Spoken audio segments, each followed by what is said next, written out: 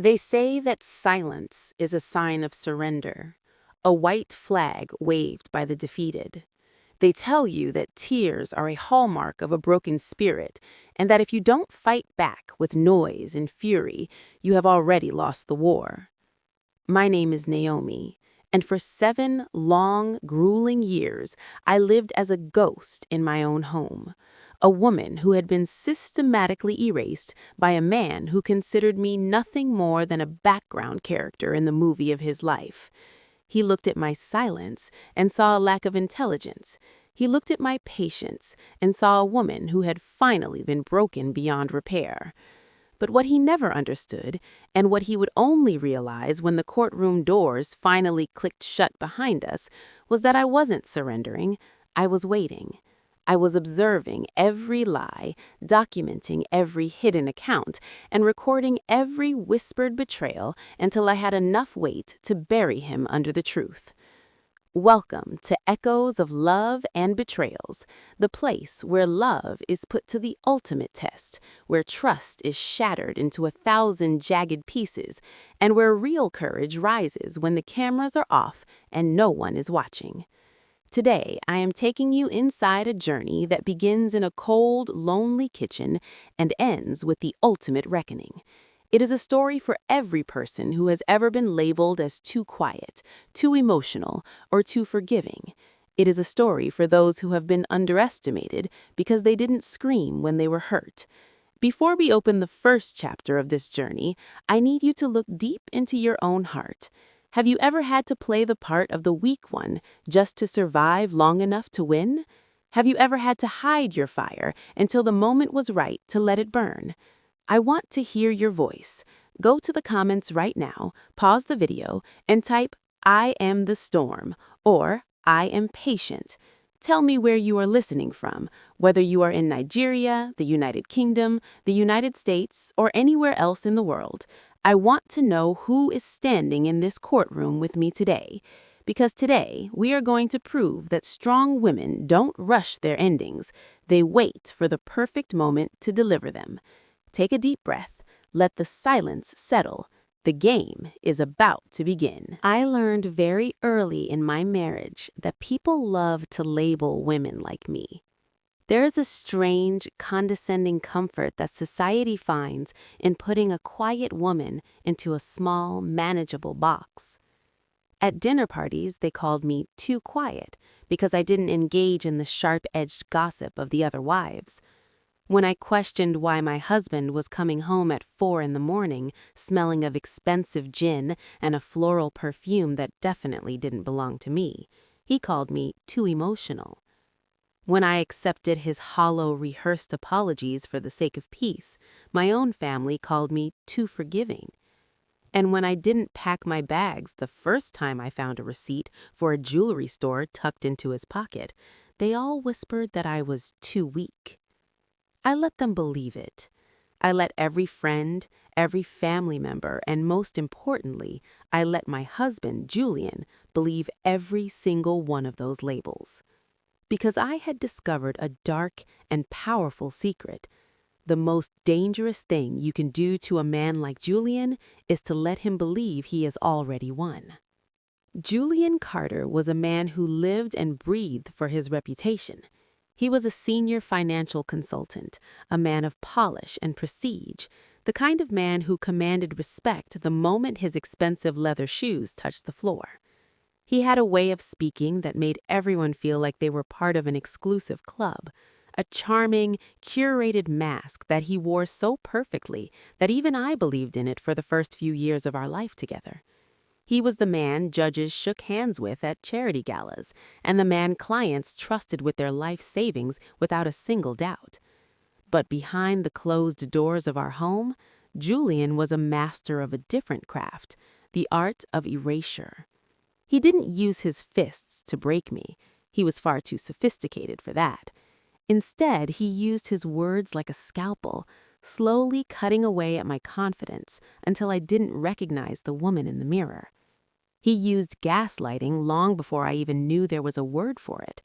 If I found a suspicious message on his phone, he would laugh, a cold, patronizing sound, and tell me I was being paranoid, that I was lucky he even came home to a woman who was so difficult to live with.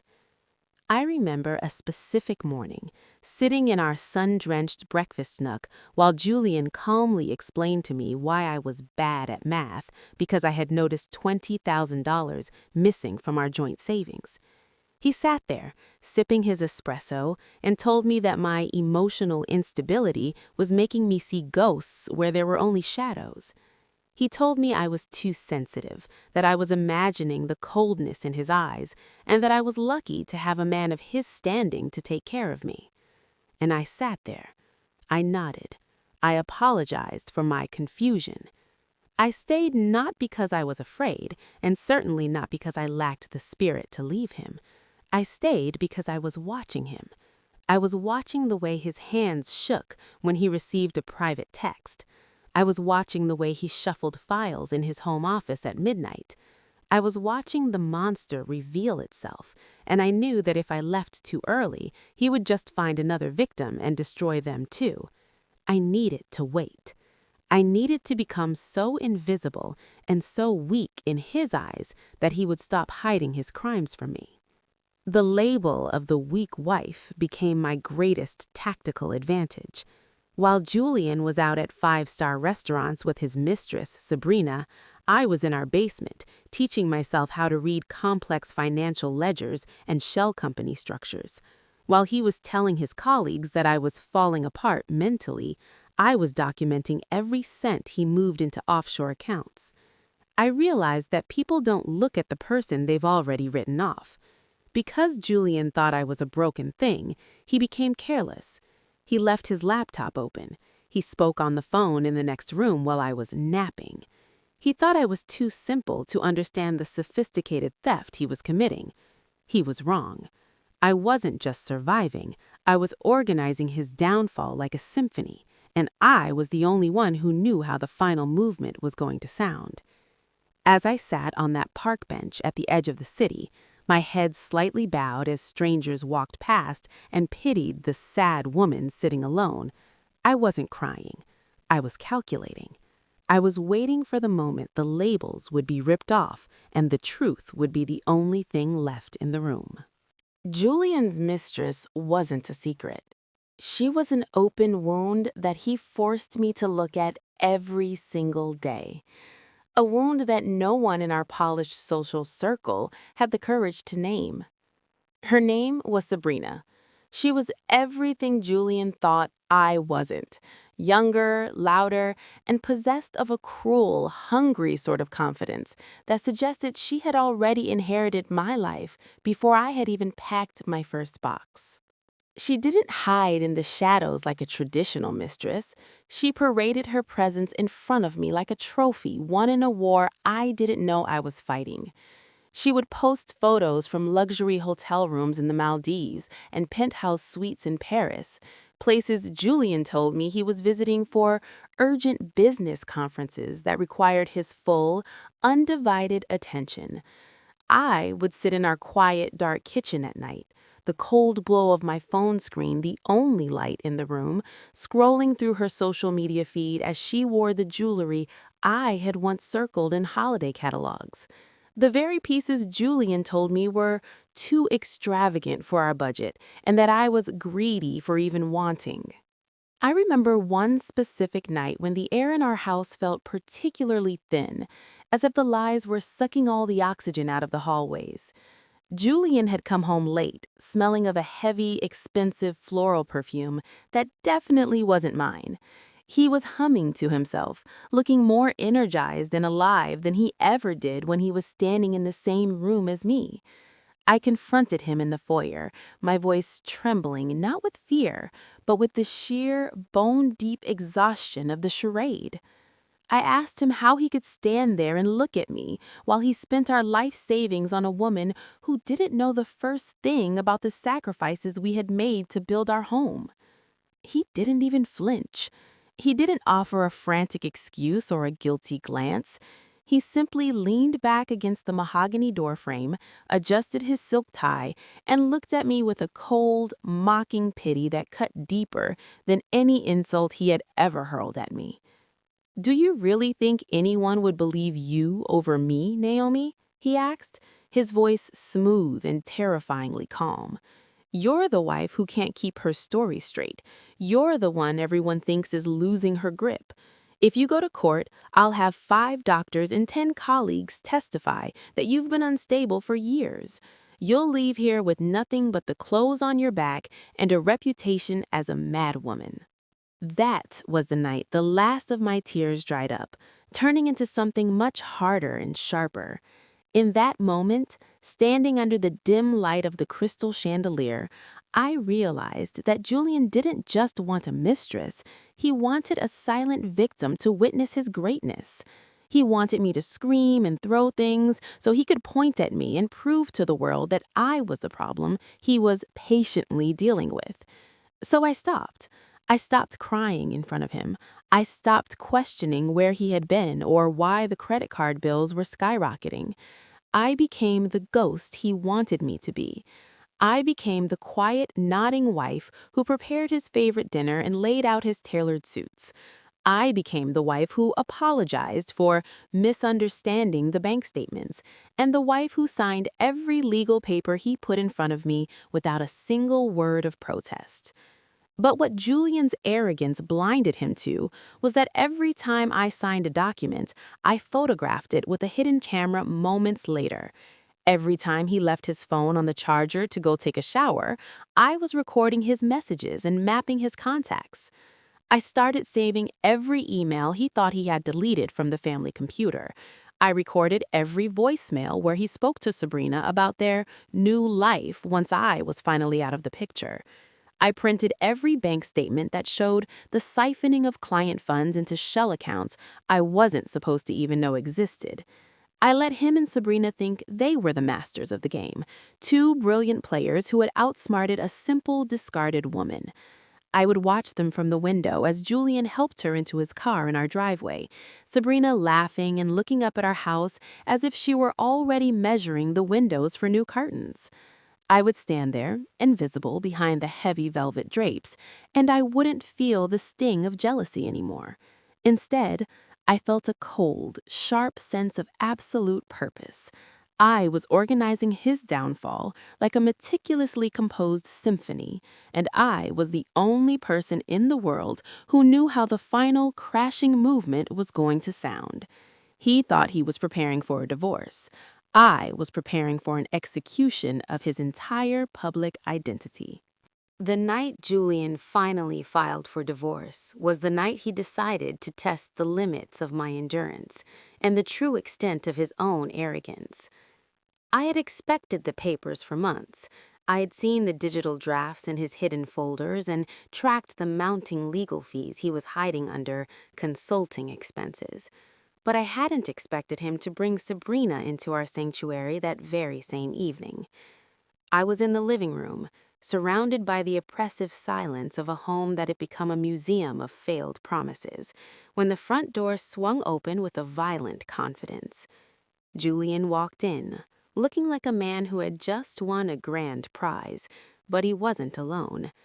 Sabrina followed closely behind him, the sharp click of her designer heels across the hardwood floors sounding like a series of small explosions in the quiet house.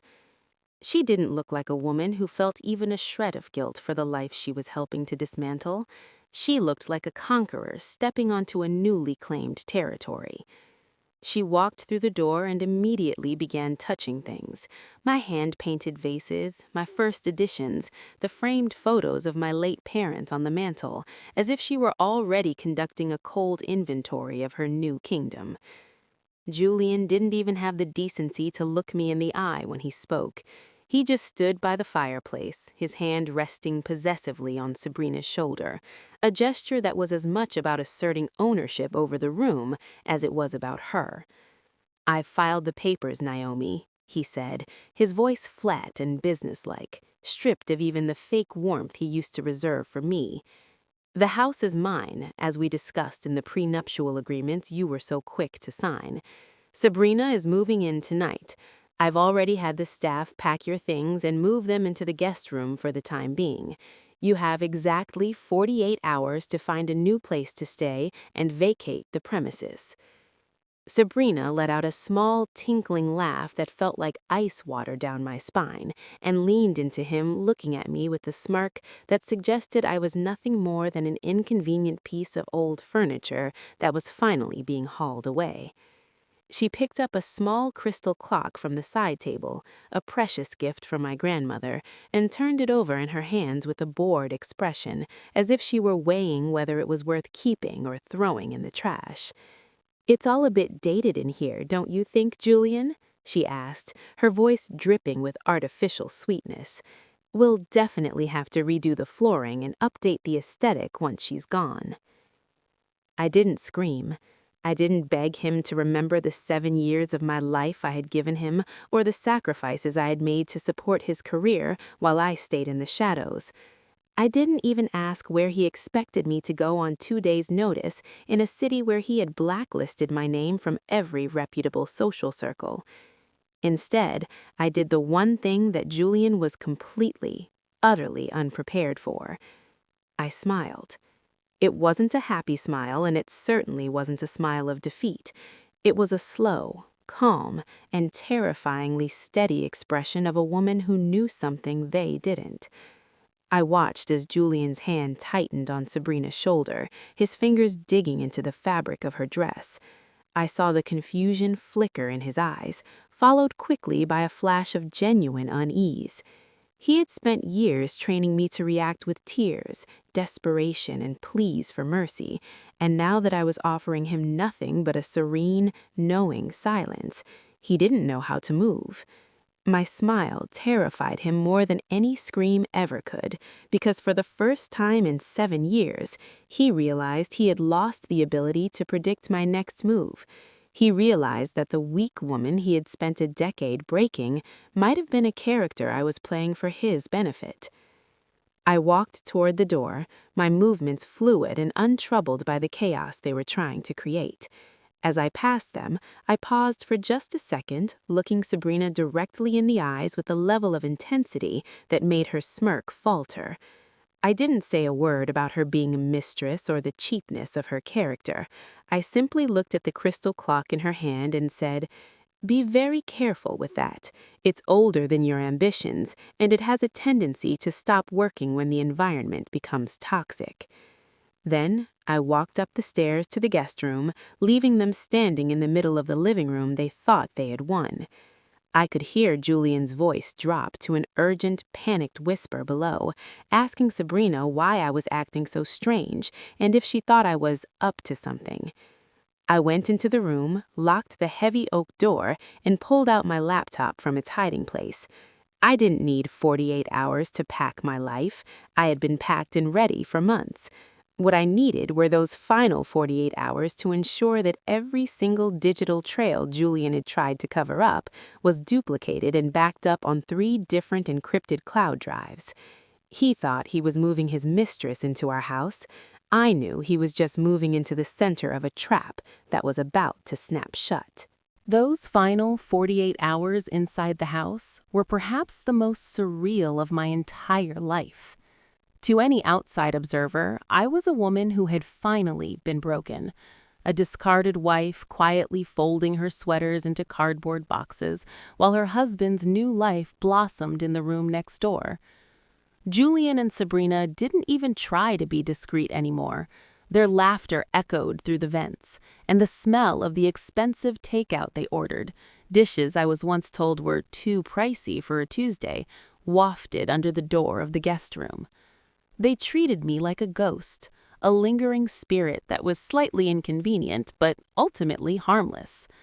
Julian would pass me in the hallway and wouldn't even break his stride, his eyes sliding over me as if I were a piece of wallpaper he had already decided to replace. He was so convinced of my weakness, so certain that my silence was the silence of a beaten dog, that he began to leave his study door unlocked. He was so drunk on his own victory that he didn't realize that every time he left for a celebratory dinner with Sabrina, I was in that study, my fingers flying across his keyboard.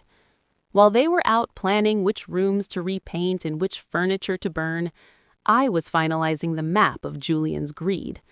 I had discovered that the $20,000 I'd noticed missing months ago was just the tip of a massive frozen iceberg. Julian hadn't just been cheating on me, he had been cheating everyone. He had created a series of shell companies with names like JC Global Holdings and Blue Horizon Consulting, names that sounded prestigious but existed only on paper and in the digital shadows of offshore servers. He had been siphoning small, almost imperceptible percentages from his high-net-worth clients for over 3 years. He thought he was a genius, a financial ghost who could move through the system without leaving a footprint. But he had forgotten one thing. He had married a woman who had managed his household accounts for 7 years. I knew his patterns. I knew the way he tucked certain files into folders labeled Archive 2018. I knew the password he used for everything was the date of his first big promotion, the day he decided he was untouchable.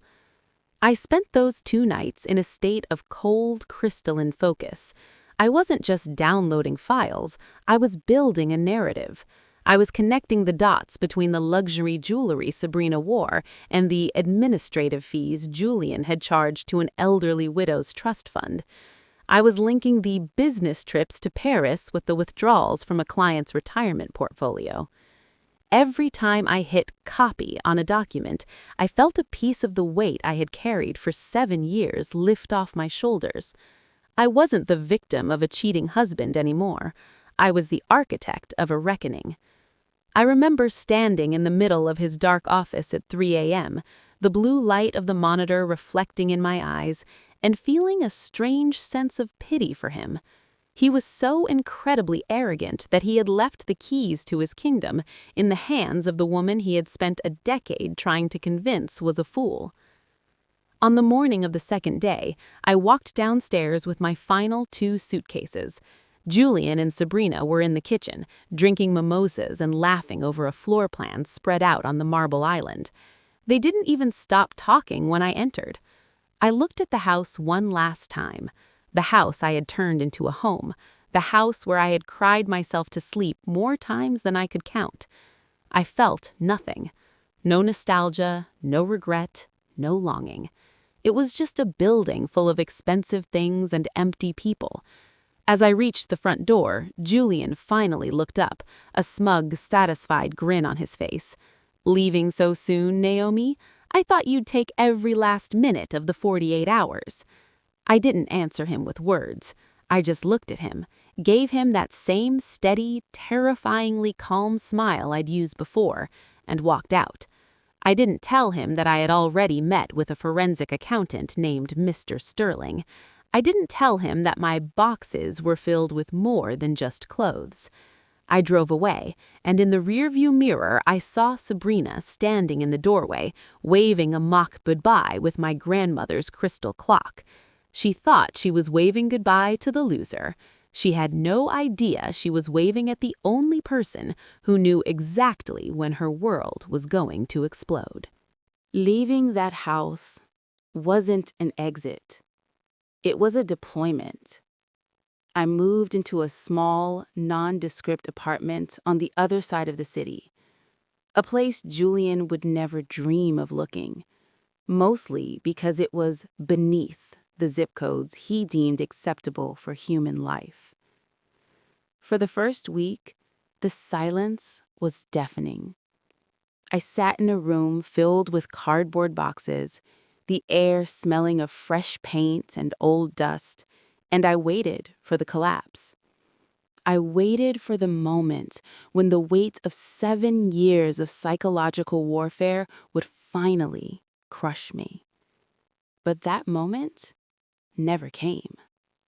Instead, I found myself waking up at dawn with a clarity that felt like ice water in my veins.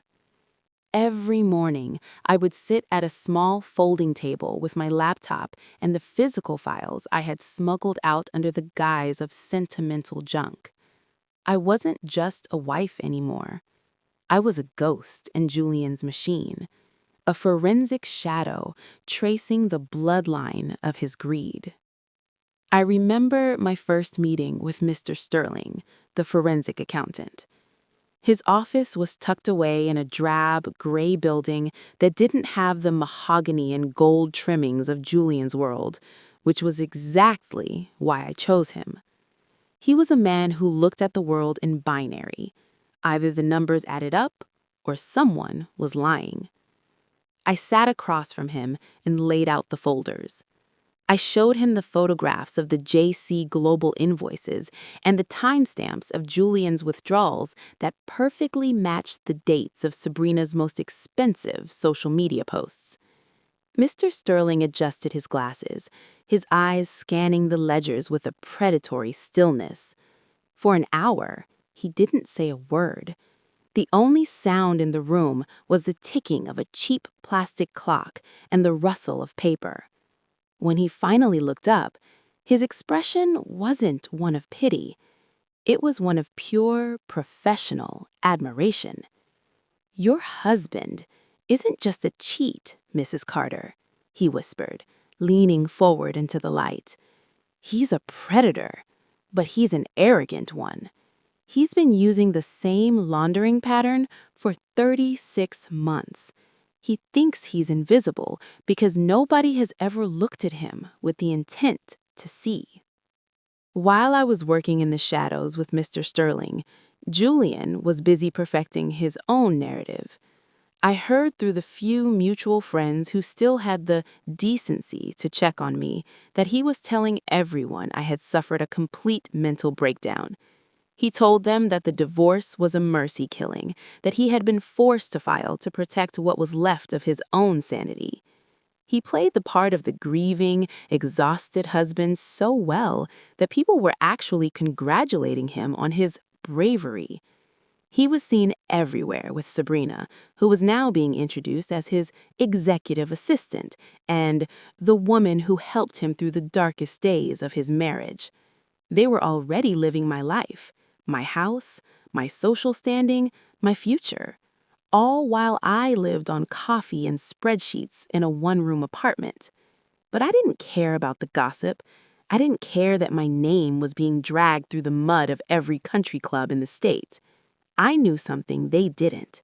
The higher Julian built his pedestal of lies, the harder the fall was going to be.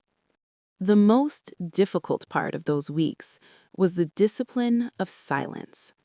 My own family called me, begging me to just take the settlement Julian had offered, a pathetic fraction of what was actually owed. They told me I couldn't win against a man like him, that I was too weak to handle a protracted legal battle.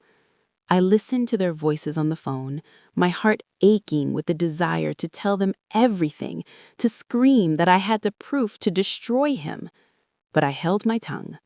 I let them think I was broken. I let them think I was defeated.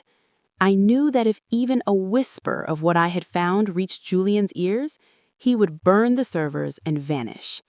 I had to let him feel completely, utterly safe. I had to let him believe that the fragile woman he had discarded was the one holding the match that would light his entire world on fire. As the weeks turned into a month, the legal machinery began its slow, grinding rotation. To Julian and his high-priced legal team, I was a nuisance to be swatted away, a small, persistent fly that didn't understand it had already been crushed.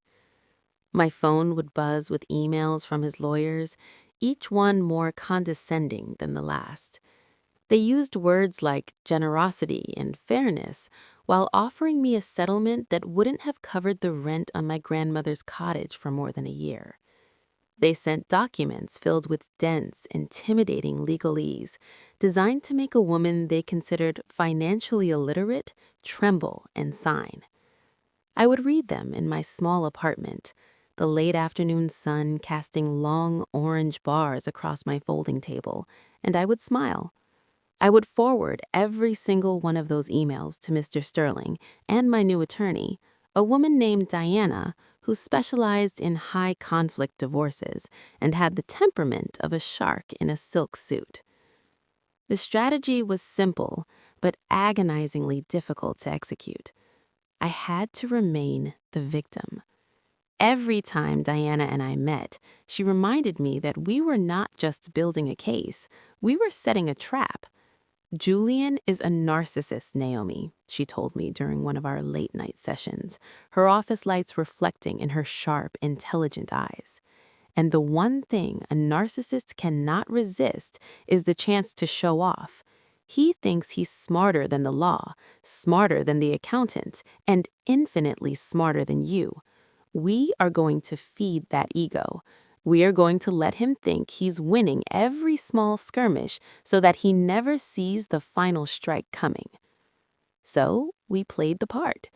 We countered their lowball offers with confused questions. We asked for extensions because I was overwhelmed.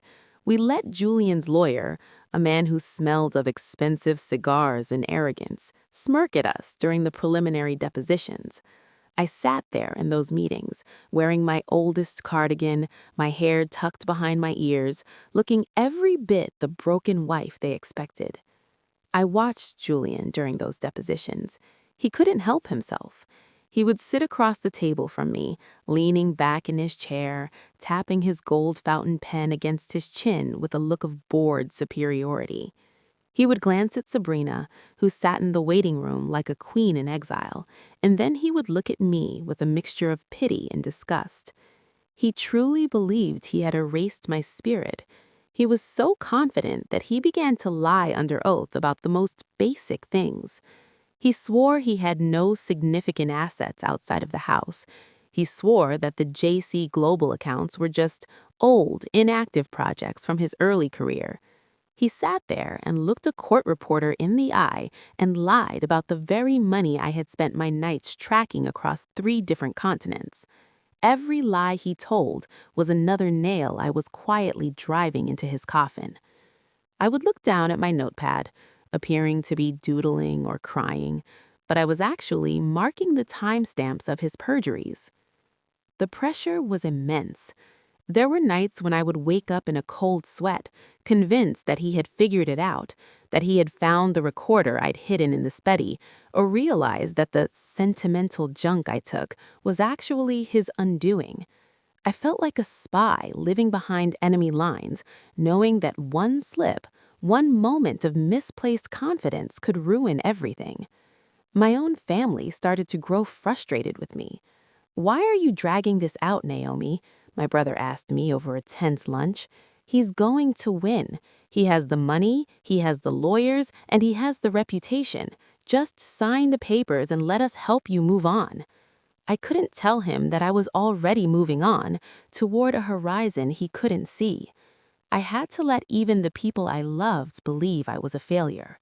It was the price of the ending I was crafting. I was building a silent arsenal, and as I walked home that evening, the weight of the folders in my bag felt like the only solid thing in a world made of ghosts. The weeks leading up to the final hearing were a masterclass in psychological endurance. To the world, I had become a cautionary tale, the woman who had stayed too long and left with too little. I heard the whispers whenever I dared to step into the grocery store near my old neighborhood. I saw the way my former friends would suddenly become fascinated by the labels on organic cereal boxes just to avoid making eye contact with me. Julian had done his job well. He had painted me as a lost cause, a woman whose mental health had finally crumbled under the unbearable pressure of a high society marriage. He was so confident in this narrative that he actually started sending me links to wellness retreats and support groups for the emotionally fragile, always CCing his lawyer to ensure there was a digital paper trail of his supposed concern. It was a cruel, calculated game, designed to make me look unstable for the record, but I took every one of those emails and added them to the folder labeled evidence of harassment. Sabrina, meanwhile, had moved from the shadows of the mistress role into the full light of the future Mrs. Carter. She was now the one hosting the charity luncheons. She was the one being photographed at the opera house, draped in the very furs Julian had told me were unethical when I asked for them 3 winters ago. She took great pleasure in the public humiliation of it all. One afternoon, I crossed paths with her in a boutique. I was there to pick up a simple black dress for the hearing, and she was there surrounded by 4 bridesmaids, sipping champagne and laughing as she looked at wedding gowns. She didn't ignore me. She walked right up to me, her eyes sparkling with a predatory glee, and leaned in close enough for me to smell the expensive lily-scented perfume she had stolen from my vanity. "You know, Naomi," she whispered, her voice low and sharp, "Julian really does feel bad for you. He wants to make sure you have enough to at least live in a decent part of town. Why don't you just sign the final settlement? It's embarrassing to watch you struggle like this. You were never built for his world, honey. You were just a placeholder." I didn't snap. I didn't reach out and wipe that smug, artificial smile off her face, though every nerve in my body screamed for me to do so. Instead, I looked at her with a calm, flat gaze that seemed to unnerve her more than a scream would have. I looked at the diamond on her finger, a stone that I knew, thanks to Mr. Sterling, had been purchased with money stolen from a pension fund Julian managed for a local teachers' union. "You're right, Sabrina," I said, my voice quiet and utterly devoid of emotion. "I wasn't built for his world. I was built for the real one. Enjoy the dress. I hope it fits better than his promises." I turned and walked out, leaving her standing there in a cloud of champagne and confusion. She thought she was winning a life. She didn't realize she was marrying into a crime scene. The isolation was the hardest part. My own mother called me, her voice trembling with a mixture of love and frustration, begging me to stop the madness. "Naomi, he's going to destroy what's left of your reputation if you take this to a judge," she pleaded. "He has the best lawyers in the state. They'll pull your medical records, they'll talk about your moods, they'll make you look like a monster. Just take the money and come home." I sat in my darkened apartment, looking at the thousands of pages of financial evidence spread across my floor like a deck of cards, and I felt a tear roll down my cheek. I couldn't tell her. I couldn't tell anyone. If Julian caught even a hint that I was anything other than broken, he would retreat into the shadows, and the truth would never see the light of day. I had to be the only person in the world who believed in my own strength. I had to wear the mask of the broken wife until the very second the courtroom door clicked shut, sealing us both inside the truth. The morning of the final hearing arrived with a sky the color of cold slate. I woke up at 4 a.m., long before the sun had even thought about touching the city skyline. The silence in my small apartment felt different today. It wasn't the heavy, suffocating silence of a woman in hiding. It was the sharp, focused silence of an athlete before a race.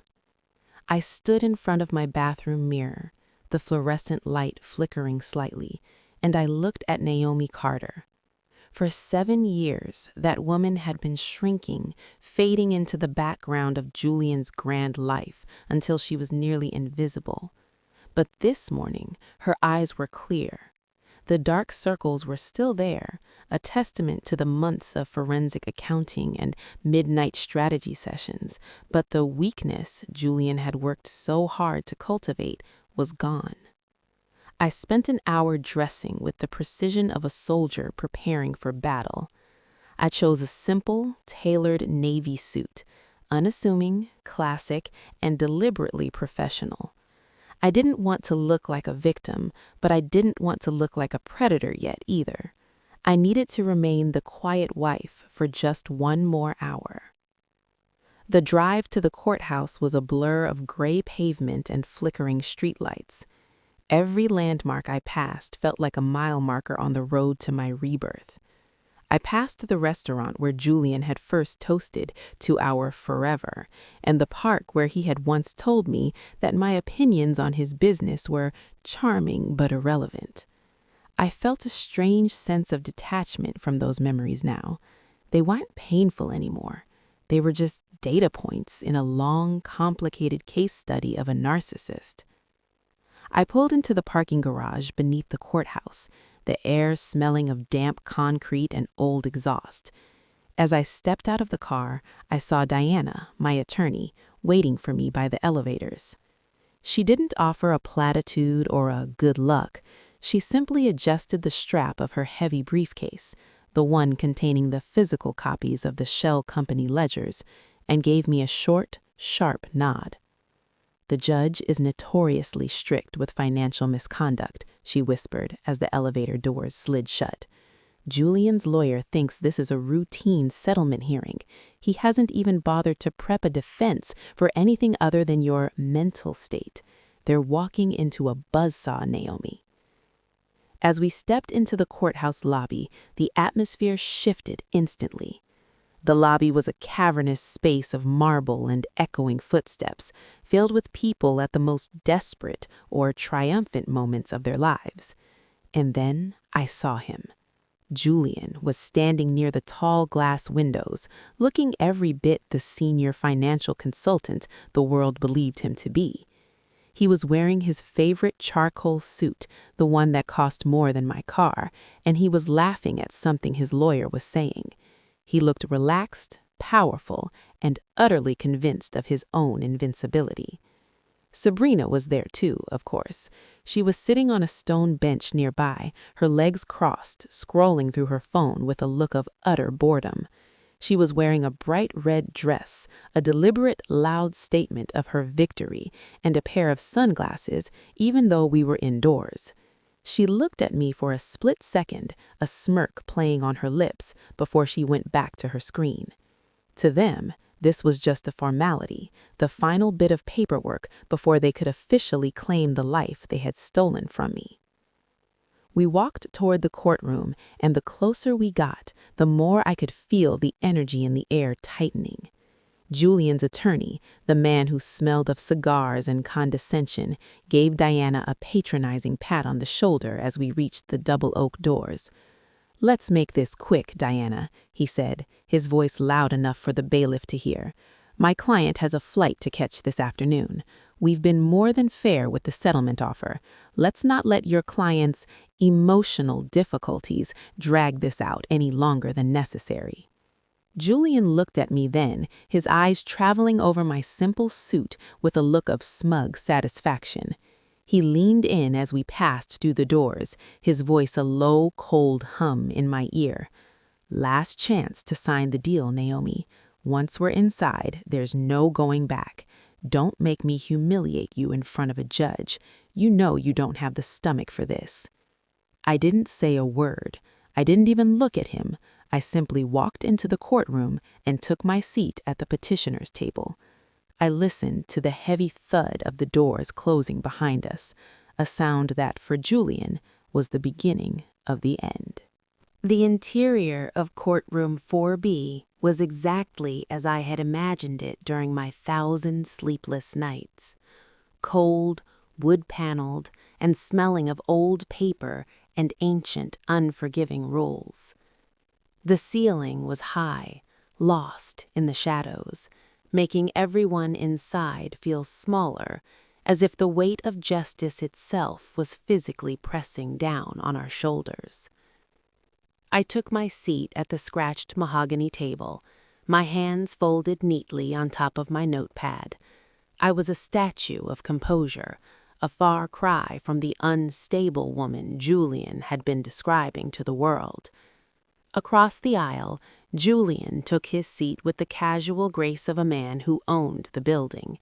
He crossed his legs, adjusted the French cuffs of his shirt, and whispered something to his attorney that made them both chuckle. Behind him, in the first row of the gallery, Sabrina sat with her arms folded, her bright red dress a defiant splash of color in the somber room. She caught my eye and winked, a gesture so petty and so confident that it almost made me laugh. She truly believed that by this time tomorrow she would be redecorating my master bedroom with Julian's stolen money. The bailiff called the room to order, and the heavy thud of the judge's footsteps echoed from behind the bench.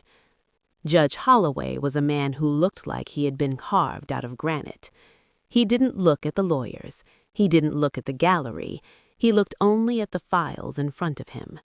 He was a man who had seen every trick in the book, every sob story, and every greedy lie. The silence in the room became absolute, a thick, pressurized thing that made my ears ring. Julian's lawyer stood up first, his voice booming with a rehearsed theatrical warmth. He spoke for 20 minutes about Julian's illustrious career, his philanthropic contributions to the city, and the tragic necessity of this divorce. He painted a picture of a saintly husband who had tried everything to save a marriage to a woman who was, and he used the word with a practiced sigh, disturbed. He presented the wellness retreat emails as proof of Julian's saint-like patience. He framed the pathetic settlement offer not as an insult, but as an act of extraordinary charity for a woman who contributed nothing to the estate. As he spoke, I watched the court reporter's fingers flying across the keys. I watched the judge's face, which remained as unreadable as a mountain. And I watched Julian. He was leaning back, a slight, smug smile playing on his lips, nodding along to his lawyer's lies as if he were listening to a tribute at his own funeral. He was so comfortable. He was so sure that I was going to sit there, cry a little, and eventually sign the papers because I was too weak to do anything else. He didn't notice that my attorney, Diana, wasn't taking a single note on the lawyer's speech. She didn't need to. She was waiting for the opening. She was waiting for the moment the routine ended and the reckoning began. When Julian's lawyer finally sat down, looking immensely proud of himself, he gave me a look that said, "Your turn, little girl. Try not to make a scene." Diana stood up. She didn't use a theatrical voice. She didn't pace the floor. She remained behind the table, her voice low, sharp, and chillingly precise. "Your Honor," she began, "the respondent has spent a great deal of time discussing my client's mental state and his own supposed generosity. However, we are not here to discuss character as defined by social standing. We are here to discuss the equitable distribution of assets. And to do that, we must first discuss the actual assets." She paused, and the air in the room seemed to vanish. Julian's smile didn't disappear, but it froze. He tilted his head slightly, as if he had heard a distant, troubling sound. Diana reached into her briefcase and pulled out a thick blue folder. "Before we proceed with the settlement, Your Honor, we would like to submit into evidence a series of forensic audits regarding 3 entities, JC Global Holdings, Blue Horizon Consulting, and an offshore trust registered in the Cayman Islands under the name SJ Legacy." The change in the room was instantaneous. It was like a sudden drop in temperature. Julian's lawyer lunged to his feet, objecting, claiming these were confidential business matters unrelated to the marriage. But the judge silenced him with a single sharp look. I looked at Julian. For the first time in 7 years, I saw the mask slip. His face went pale, a sickly shade of gray that clashed with his tan. His eyes darted to me, searching for my face for the weak woman he knew, but all he found was the survivor who had been watching him in the dark. Sabrina, in the back, had stopped looking at her phone. She was leaning forward, her sunglasses perched on her head, her bright red dress a defiant splash of color in the somber room. She caught my eye and winked, a gesture so petty and so confident that it almost made me laugh. She truly believed that by this time tomorrow she would be redecorating my master bedroom with Julian's stolen money. The silence that followed was the loudest thing I had ever heard. It was the sound of a trap snapping shut, and as the judge reached out to take the folder from the bailiff, I felt the first real breath of freedom move through my lungs. The door was closed, the evidence was on the bench, and Julian Carter was about to find out exactly how dangerous a weak woman could be. The courtroom transformed from a theater of lies into a laboratory of cold, hard facts. Judge Holloway began to flip through the pages of the blue folder, and with every turn of the heavy paper, the silence in the room grew more suffocating. Julian's lawyer was still standing, his mouth half open, caught in a suspended state of panic, while Julian himself looked like he was slowly shrinking into his charcoal suit. He wasn't leaning back anymore. His shoulders were hunched. His hands gripped the edge of the table until his knuckles were white as bone. Diana didn't wait for the judge to finish. She stepped out from behind our table, her voice cutting through the stagnant air like a diamond through glass. "Your Honor," she said, "what you are looking at is not a list of marital assets. It is a map of a 3-year criminal enterprise. My client, through her own meticulous documentation and the assistance of forensic professionals, has uncovered a systematic siphoning of funds from over 12 high-net-worth client accounts managed by Mr. Carter." Julian found his voice then, but it wasn't the polished, resonant voice of the senior consultant.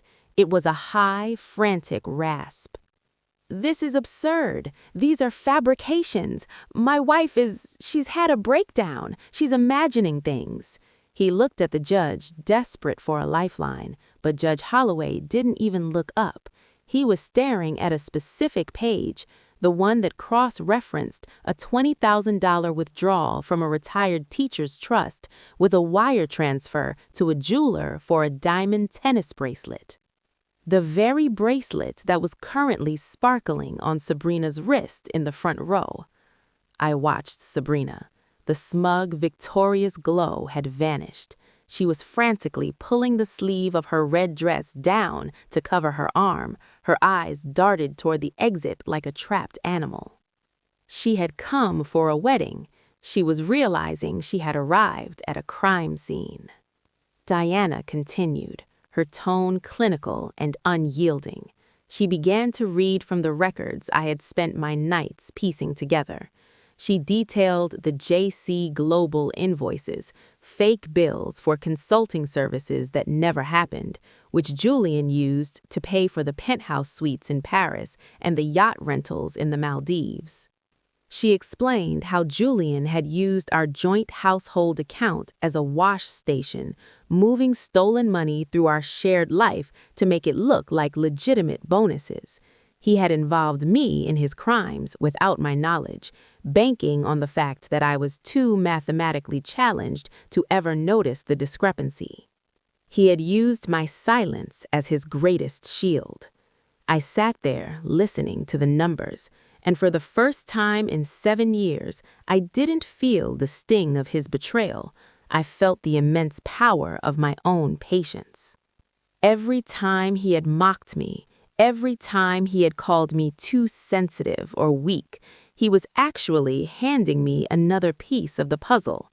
He had been so busy gaslighting me that he didn't realize he was narrating his own indictment. As the forensic details piled up, the shell companies, the offshore servers, the forged signatures, the atmosphere in the room shifted from a divorce hearing to a criminal arraignment. Julian's lawyer finally slumped back into his chair, his face a mask of defeat. He knew. He realized that Diana wasn't just asking for a bigger settlement, she was presenting the court with a reason to refer the case to the district attorney. The weak wife hadn't just come for the house, she had come for his freedom. I looked at Julian one more time. He was staring at me now, and for the first second in 7 years, he was actually seeing me. He wasn't seeing the too quiet woman he thought he'd broken. He was seeing the woman who had sat in the dark for months, quietly building a cage around him. The look of pure, unadulterated terror in his eyes was the only apology I would ever need. He realized then that the silence he had mistaken for surrender was actually the sound of his world being dismantled, brick by the person he thought he had erased. The judge did not speak for a long time after the final document was entered into the record. The only sound in courtroom 4B was the heavy, rhythmic breathing of Julian Carter, a man who had walked into this room as a titan and was now collapsing into a ghost. Judge Holloway finally looked up from the blue folder, and the expression on his face was one of profound, icy disgust. He didn't look at the lawyers, he looked directly at Julian. "Mr. Carter," the judge said, his voice vibrating with a quiet, lethal authority. "In 30 years on this bench, I have seen many cases of marital discord, but I have rarely seen a display of financial depravity and personal cruelty as calculated as this. You didn't just defraud your clients, you used your own wife's home as a clearinghouse for your theft, betting on her silence and her supposed weakness to shield your crimes." Julian tried to stand. He tried to reclaim that polished senior consultant persona one last time. He opened his mouth to offer one more lie, one more excuse, but the words died in his throat. He looked around the room, searching for an ally, but there were none left. His lawyer was busy packing his briefcase, already distancing himself from a man who was no longer a prestigious client, but a professional liability. I turned my head slightly to look at Sabrina in the gallery. The bright red dress that had looked like a banner of victory earlier now looked like a target. She was clutching her designer handbag to her chest, her face pale and streaked with mascara. When the judge announced that he was not only freezing every account associated with Julian Carter, but also referring the entire forensic file to the district attorney's office for immediate investigation into fraud and money laundering, Sabrina didn't even look at Julian. She stood up, her high heels clicking frantically as she bolted for the exit, leaving the man she had won to face the wreckage alone. That was the moment the final hearing ended, but the real reckoning was just beginning. The judge turned his gaze to me. His expression softened just for a fraction of a second, in a way I suspect he rarely allowed. "Mrs. Carter," the judge said, his voice vibrating with a quiet, lethal authority. "In 30 years on this bench, I have seen many cases of marital discord, but I have rarely seen a display of financial depravity and personal cruelty as calculated as this. You didn't just defraud your clients, you used your own wife's home as a clearinghouse for your theft, betting on her silence and her supposed weakness to shield your crimes." I turned my head slightly to look at Sabrina in the gallery. The bright red dress that had looked like a banner of victory earlier now looked like a target. She was clutching her designer handbag to her chest, her face pale and streaked with mascara. when the judge announced that he was not only freezing every account associated with Julian Carter, but also referring the entire forensic file to the district attorney's office for immediate investigation into fraud and money laundering. Sabrina didn't even look at Julian. She stood up, her high heels clicking frantically as she bolted for the exit, leaving the man she had won to face the wreckage alone. That was the moment the final hearing ended, but the real reckoning was just beginning. The judge turned his gaze to me. His expression softened just for a fraction of a second, in a way I suspect he rarely allowed. "Mrs. Carter," the judge said, his voice vibrating with a quiet, lethal authority. "In 30 years on this bench, I have seen many cases of marital discord, but I have rarely seen a display of financial depravity and personal cruelty as calculated as this. You didn't just defraud your clients. You used your own wife's home as a clearinghouse for your theft, betting on her silence and her supposed weakness to shield your crimes." I walked toward the heavy oak doors. Julian finally spoke. It wasn't a scream or an insult. It was a broken, pathetic question. "Naomi, how? How did you do it? I watched you. I was with you every day. You were nothing." I stopped at the door and turned back to look at him one last time. He looked small. He looked like the labels he had tried to pin on me. "I let you think I was weak, Julian," I said, my voice steady and echoing in the high-ceilinged room. "Because strong women don't rush their endings. We wait for the truth to catch up to the lie." I didn't wait for his response. I walked out, and the sound of the courtroom door closing behind me was the most beautiful sound I had ever heard. It was the sound of a chapter ending. It was the sound of a woman who had finally, after 7 long years, stopped explaining herself and started living. The finality of a courtroom gavel is a sound that stays with you. It is a sharp wooden period at the end of a long, agonizing sentence.